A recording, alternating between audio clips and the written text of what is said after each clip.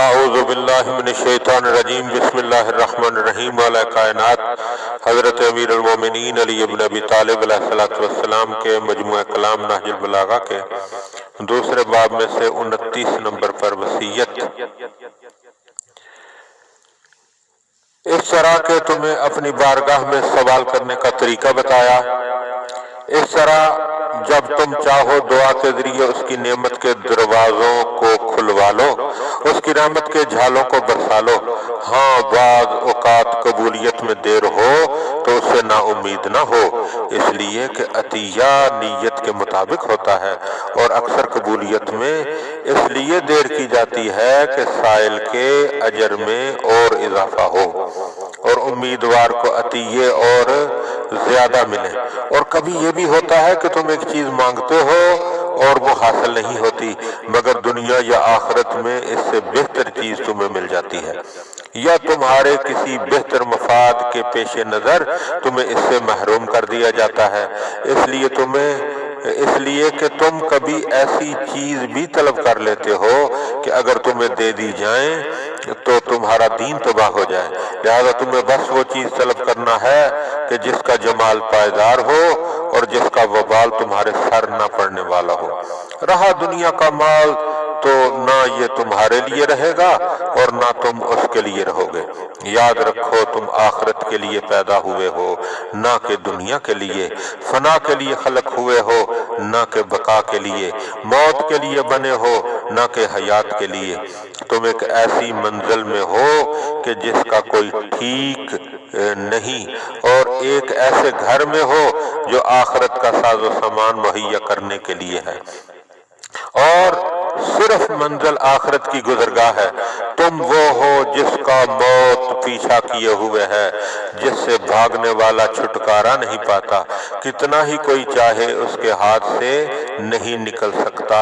اور وہ بہرحال اسے پا لیتی ہے۔ لہذا ڈرو اس سے کہ موت تمہیں ایسے گناہوں کے عالم میں آ جائے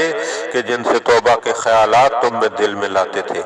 مگر وہ تمہارے اور توبہ کے درمیان حائل ہو جائے۔ ایسا ہوا تو سمجھ لو کہ تم نے اپنے نفس کو ہلاک کر ڈالا۔ اے فرزند، موت کو اور اس منزل کو جس پر تمہیں اچانک وارد ہونا ہے، جہاں موت کے بعد پہنچنا ہے، ہر وقت یاد رکھنا چاہیے، تاکہ وہ آئے تو تم اپنا حفاظتی سر و سامان مکمل اور اس کے لیے اپنی قوت مضبوط کر چکے ہو، اور اچانک تم پر نہ ٹوٹ پڑے کہ تمہیں بے دست و پا کر دے۔ خبردار، دنیا داروں کی دنیا پرستی اور ان کی حرص و طمع جو تمہیں دکھائی دیتی ہے وہ تمہیں فریب نہ دے، اس لیے کہ اللہ نے اس کا وصف خوب بیان کر دیا ہے، اور دنیا نے خود بھی اپنی حقیقت واضح کر دی ہے اور اپنی برائیوں کو بے نقاب کر دیا ہے۔ اس دنیا کے گرویدہ بھونکنے والے کتے اور پھاڑ کھانے والے درندے ہیں جو آپس میں ایک دوسرے پر غراتے ہیں۔ طاقتور کمزور کو نگلے لیتا ہے اور بڑا چھوٹے کو کچل رہا ہے۔ ان میں کچھ چوپائے بندھے ہوئے، کچھ چھٹے ہوئے ہیں، جنہوں نے اپنی عقلیں کھو دی ہیں اور انجانے راستے پر سوار ہو لیے ہیں۔ یہ دشوار گزار وادیوں میں آفتوں کی چراگاہ میں چھٹے ہوئے ہیں، نہ ان کا کوئی گلہ بان ہے جو ان کی رکھوالی کرے، نہ کوئی چرواہا ہے جو انہیں چرائے۔ دنیا نے ان کو گمراہی کے راستے پر لگایا ہے اور ہدایت کے مینار سے ان کی آنکھیں بند کر دی ہیں۔ یہ اس کی گمراہیوں میں سرگردان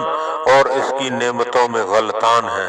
اور اسے اپنا ہی معبود بنا رکھا ہے۔ دنیا ان سے کھیل رہی ہے اور یہ دنیا سے کھیل رہے ہیں، اور اس کے آگے کی منزل کو بھولے ہوئے ہیں۔ ٹھہرو،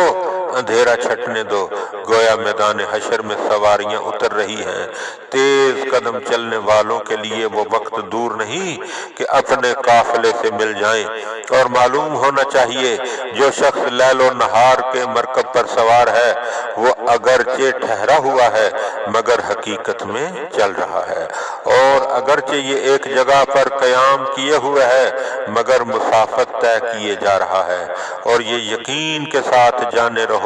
کہ تم اپنی آرزوؤں کو پورا کبھی نہیں کر سکتے، اور جتنی زندگی لے کر آئے ہو اس سے آگے نہیں بڑھ سکتے، اور تم بھی اپنے پہلے والوں کی راہ پر ہو، لہذا طلب میں نرم رفتاری اور کسب معاش میں میانہ روی سے کام لو، کیونکہ اکثر طلب کا نتیجہ مال کا گنوانا ہوتا ہے۔ یہ ضروری نہیں کہ رزق کی تلاش میں لگا رہنے والا کامیاب ہی ہو، اور قد و کاوش میں اعتدال سے کام لینے والا محروم ہی رہے۔ ہر ذلت سے اپنے نفس کو بلند تر سمجھو، اگرچہ وہ تمہاری من مانی چیزوں تک تمہیں پہنچا دے، کیونکہ اپنے نفس کی عزت جو کھو دو گے اس کا بدل کوئی حاصل نہ کر سکو گے۔ دوسروں کے غلام نہ بن جاؤ جبکہ اللہ نے تمہیں آزاد بنایا ہے۔ اس بھلائی میں کوئی بہتری نہیں جو برائی کے ذریعے سے حاصل ہو، اور اس آرام و آسائش میں کوئی بہتری نہیں جس کے لیے ذلت کی دشواریاں جھیلنا پڑے۔ خبردار، تمہیں طمع و حرص کی تیز رو سواریاں ہلاکت کے گھاٹ پر نہ اتار دیں۔